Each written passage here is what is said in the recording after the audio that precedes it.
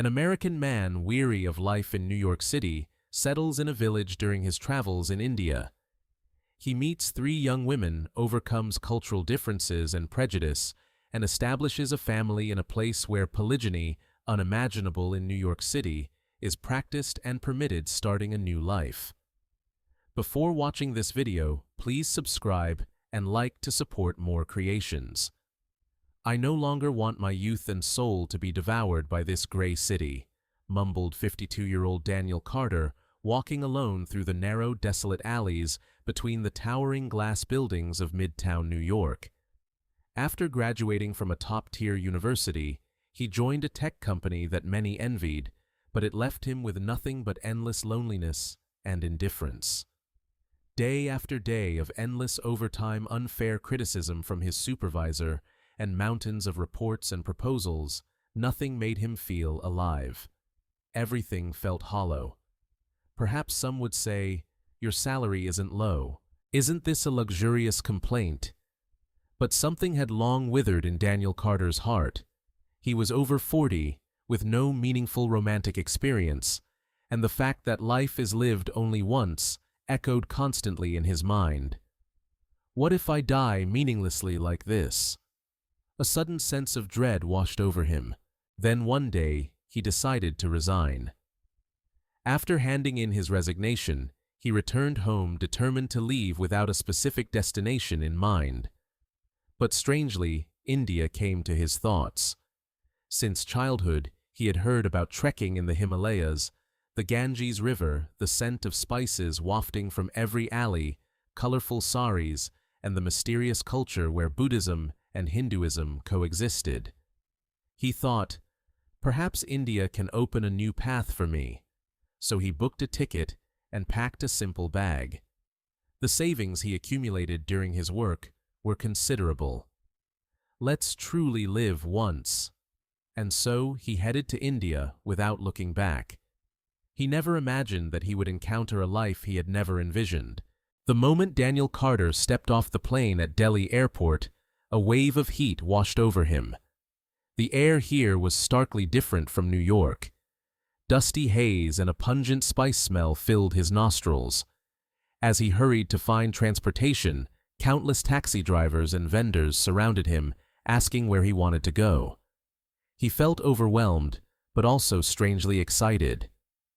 "I've really come this far."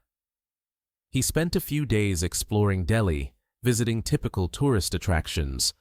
The Red Fort, the chaotic scene of cars and English mingling in the streets, the conspicuous cows on the roads, all were interesting sights. But what Daniel Carter truly wanted was a deeper, more immersive experience. He wanted to escape the big city and find a place where traditions and culture still thrived, a place rarely visited by outsiders. Then, through travelers' rumors and online communities, he received suggestions to head to India's northeast. He heard that the atmosphere there was completely different from Delhi, Mumbai, or Agra, home of the Taj Mahal. It was a place where various tribes and ethnic minorities lived together, preserving their unique cultures. That's it. A light flashed in his mind. Daniel Carter immediately booked a train ticket and endured the long journey to a northeastern state. During the long train ride, he dozed, laughed, and chatted with unfamiliar passengers passing the time. Several locals asked him, "Why have you come to such a remote place?" Though stumbling over his English, Daniel Carter replied that he wanted to find a new life, a new possibility. People looked at him with curious expressions. The village he arrived at was even more remote than he expected, humid and hot. Dirt and tree-lined roads twisted through the streets, dotted with small pink-hued houses. Most importantly, the residents lived in an environment where ethnicity, tradition, and religious freedom intertwined. Some tribes were Christian, others Hindu.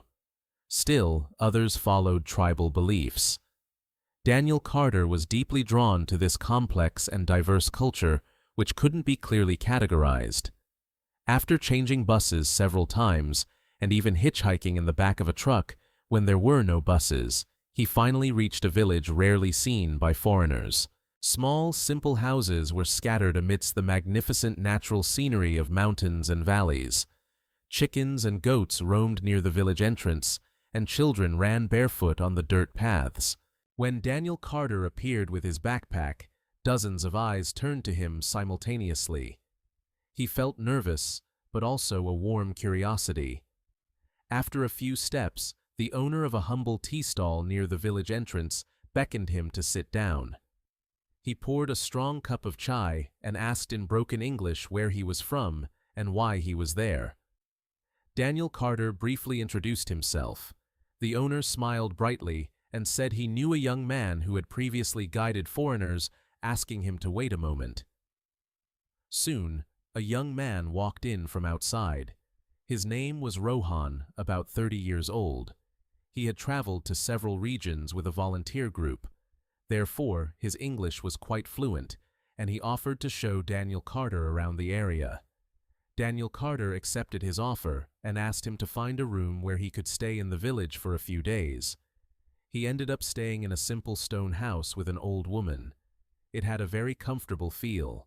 Thanks to Rohan's translation, he was able to have simple conversations with the old woman. She was cheerful and treated Daniel Carter like a grandson. Thanks to her, Daniel Carter was able to learn about the unique food and culture of the region within a few days. A few days later, as Daniel Carter explored the village and became familiar with its people, he began to notice some unique customs of the area. At first, he wondered, are there fewer men here? Indeed, walking through the village, he saw many women and children, while men seemed relatively scarce. He cautiously asked Rohan, "Yes, our village has always had a smaller male population, and many men go to serve in the military or work in the city. That's why polygyny has long been allowed here. Of course, it has mostly disappeared now, but some families still retain this tradition." "Really, polygyny is allowed in India?" Daniel Carter was surprised. Rohan shrugged. "Some tribes in this region have long had this tradition for religious or cultural reasons. As long as it doesn't conflict with government law, they recognize these customs internally." Hearing these words, Daniel Carter's mind was in a whirl. Even in New York City, marrying multiple wives was unimaginable. But here, some families still maintained this way of life.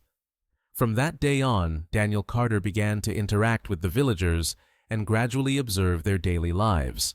One day, a small festival was held in the center of the village. It was said to be a traditional event held once or twice a year. Children and women in colorful traditional clothes performed singing and dancing in the local language. As Daniel Carter was happily watching, Rohan came over and offered to introduce him to his sister. Rohan's sister was named Priya, and she looked about 25. She had brown skin and striking bright large eyes. She wasn't very talkative, but when she smiled, she gave off a very warm feeling. Her English wasn't fluent, but with Rohan's help, she greeted him. "My brother has told me a lot about you. You're from New York, and you'll be staying here for a long time." Daniel Carter smiled shyly and nodded. "Yes, I like it here, and I need a rest." Priya smiled brightly. "Then please come visit our home often in the future. My mother will like you too." That's how Daniel Carter met Priya and her family. Priya's mother was old but neatly dressed and had a kind smile. Her father had passed away years ago. She had several siblings, but most worked in other regions and were not at home. Priya and Rohan lived with their family in this village. As time passed, Daniel Carter naturally chatted and laughed with Priya, occasionally taking walks together. Although her English wasn't fluent, communication wasn't a big problem with Rohan's translation. Whenever he saw her meticulous thoughtfulness and quiet warmth, Daniel Carter felt comfortable. However, Daniel Carter soon realized that his presence not only as a foreigner, but also as a young man, was quite noticeable in this village with few young people. The day after the festival, as Daniel Carter walked down the street, several women glanced at him, smiled, or cautiously spoke to him.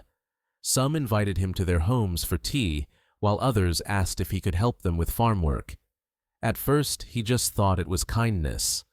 But when he asked Rohan, he laughed and replied, "We have fewer young men in our village, and people are curious about outsiders. Besides, the tradition of polygyny still exists.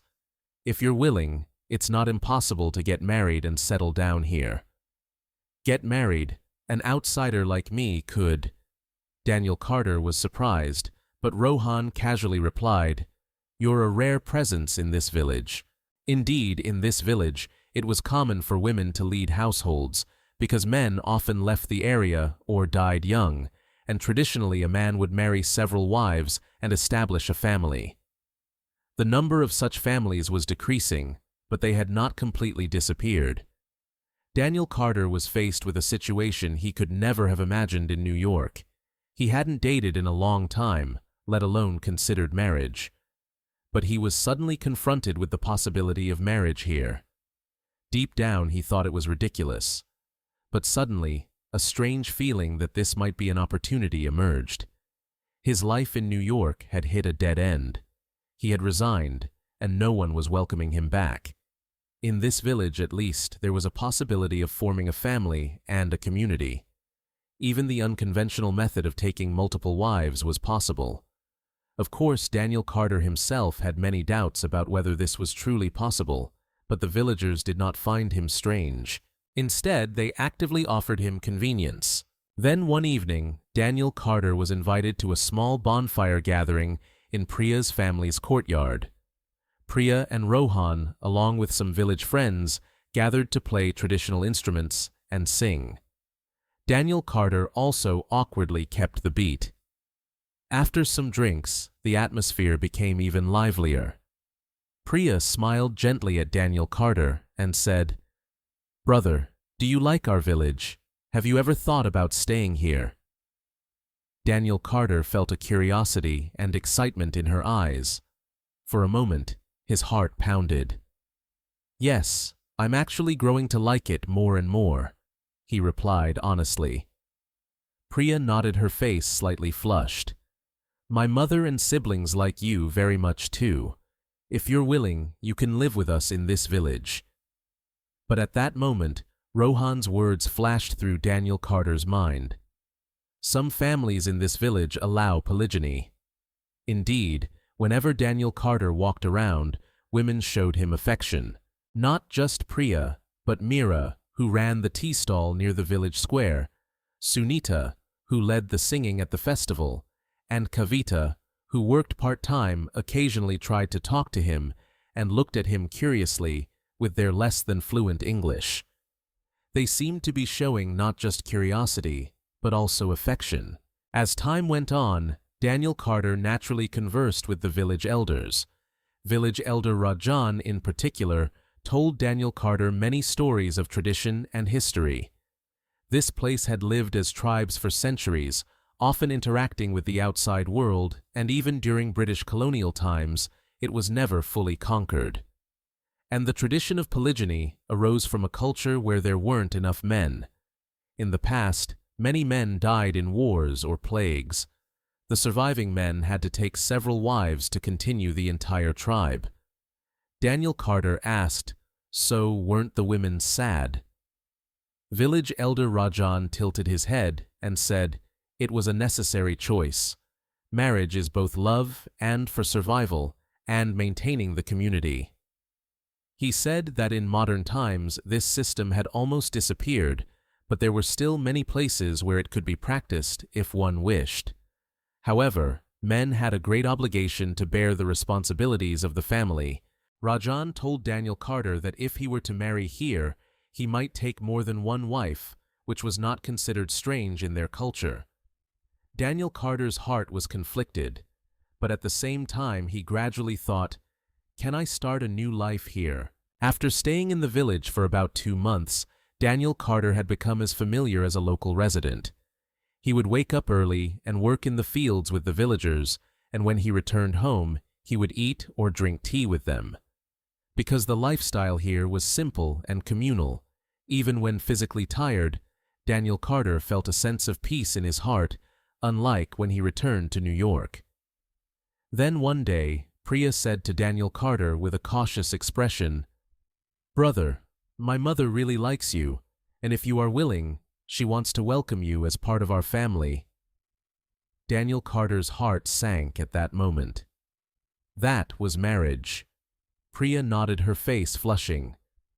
"But you know you don't have to choose just one person. There will be other women who like you too."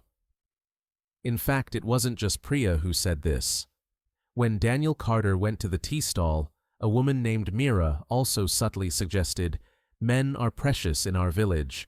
I'm growing to like you more and more too. Have you considered marriage?" Daniel Carter smiled, but also felt awkward. "I think I'm considering Priya," he said, and Mira seemed unfazed, saying, "Then you can live with Priya and me." This might sound absurd to a New Yorker, but it wasn't so unrealistic here, and Sunita also approached him in a similar way. On the day Daniel Carter told classic American stories to the village children, she came to him in the evening and said, "You are truly kind, and you like children. I think it would be wonderful if someone like you became my husband." Daniel Carter became increasingly awkward, but as he gradually integrated into the village, he realized that these proposals were not just empty words. "Can I really live here with multiple wives?" Daniel Carter began to seriously consider this. If he returned to New York, he would have to find a job again, and it was likely he would return to a difficult and meaningless life. On the other hand, if he stayed here, he might be able to start a new life. But isn't this too extreme a choice? He asked himself. However, the villagers' attitude was consistent. "If you're okay with it, our community will welcome you." Priya increasingly opened up to Daniel Carter, and Daniel Carter found it difficult to ignore the kindness of the other women. Sometimes he would ask, "If I like it, can I live with all of you?" The point was that here it wasn't a given. If you choose one person, you must give up the others. But rather, it was perfectly fine to choose multiple people. Eventually, Daniel Carter decided to have a serious conversation with Priya. "Honestly, I like you the most, but other women are also showing me affection, and it seems to be a natural thing in this village. What should I do?" Priya was silent for a long time, then said in a soft voice, "We don't consider that a sin, and I'm not opposed to our family becoming larger. But I hope you don't neglect me, and you must treat the other women with the same sincerity. In our village, polygyny doesn't mean men should be treated like kings. You must equally respect all your wives." Priya's answer was more than just permission. Daniel Carter began to understand how this community had always operated its family system, and how it operated precisely based on mutual respect. After much deliberation, Daniel Carter made a decision. "All right, let's take a gamble on my life." This was a life he could never have imagined in New York, but here it was possible, and there were many people who needed him. First, he told Priya's family that he wanted to marry her.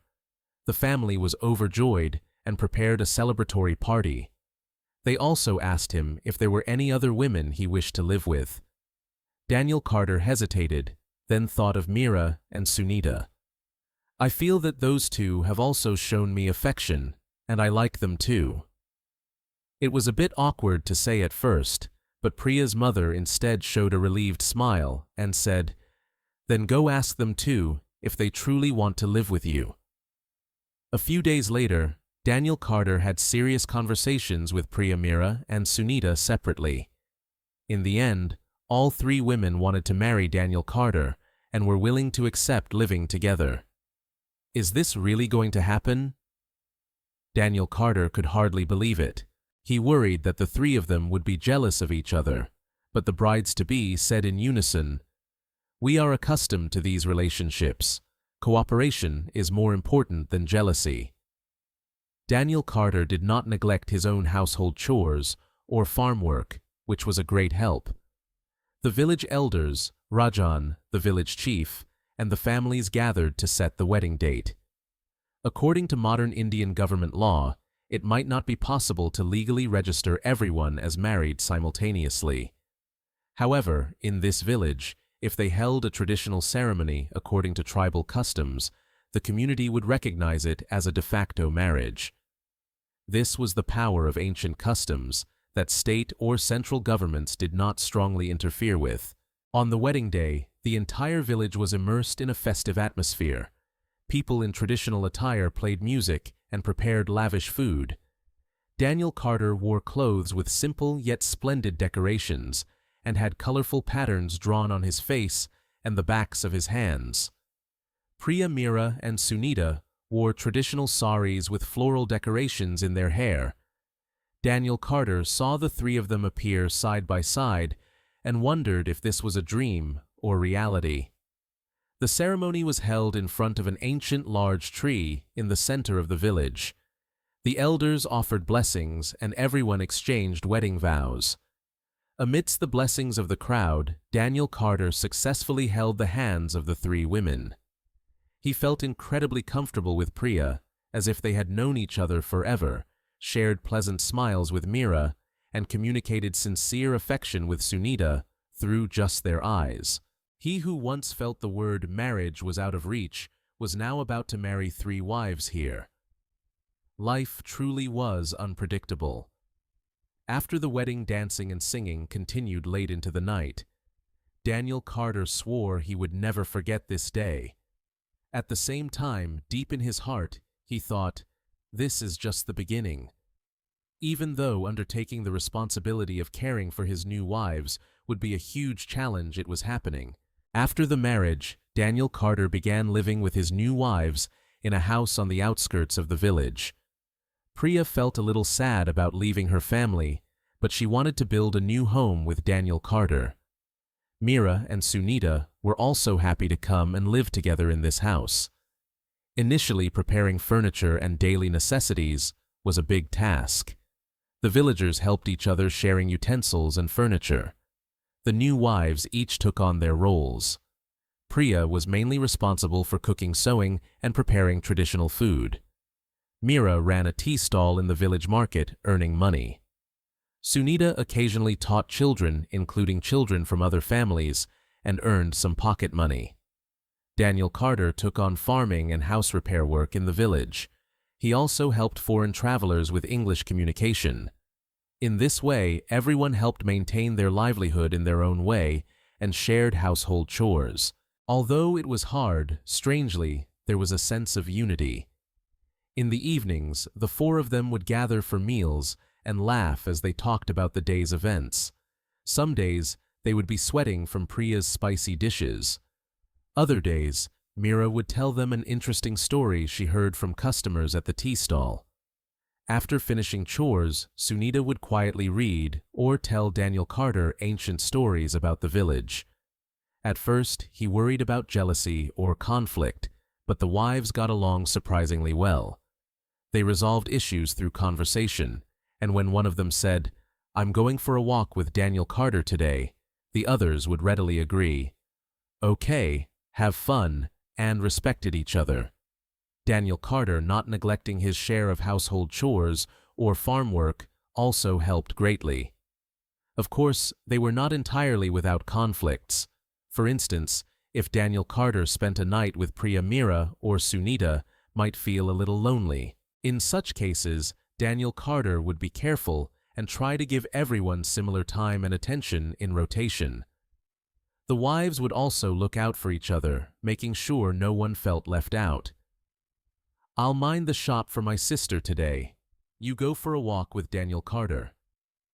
Sometimes when economically difficult times came, Daniel Carter felt anxious.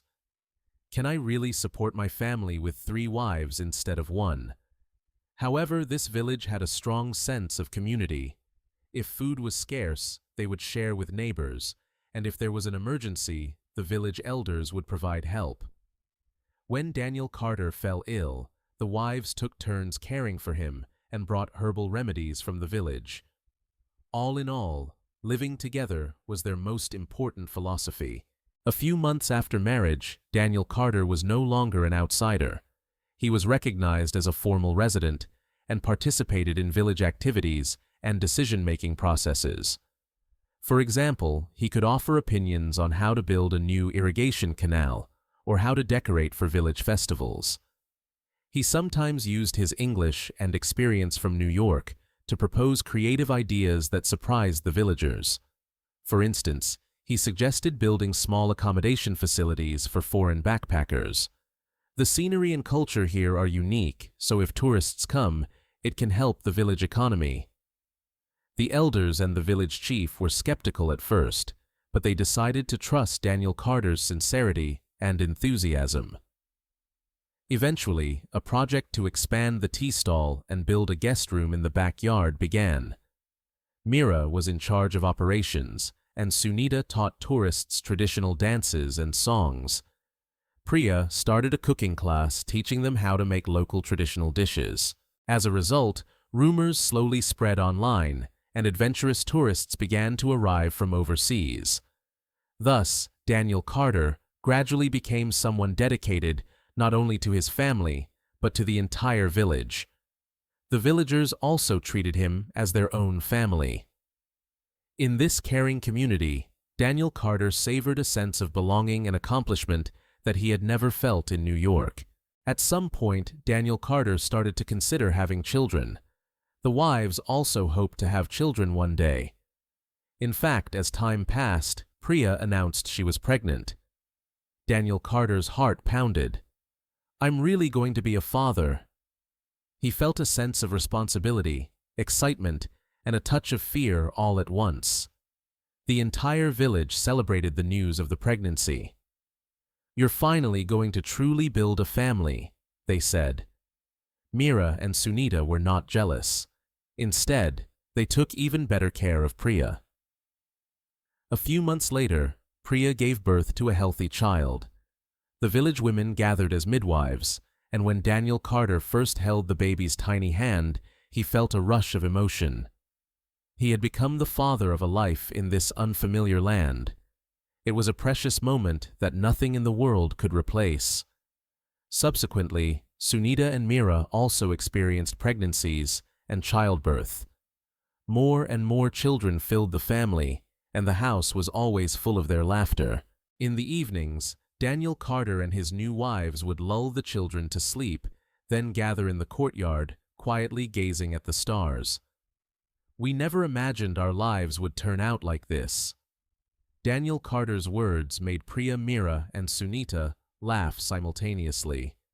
"But we are very happy now." That single sentence said it all.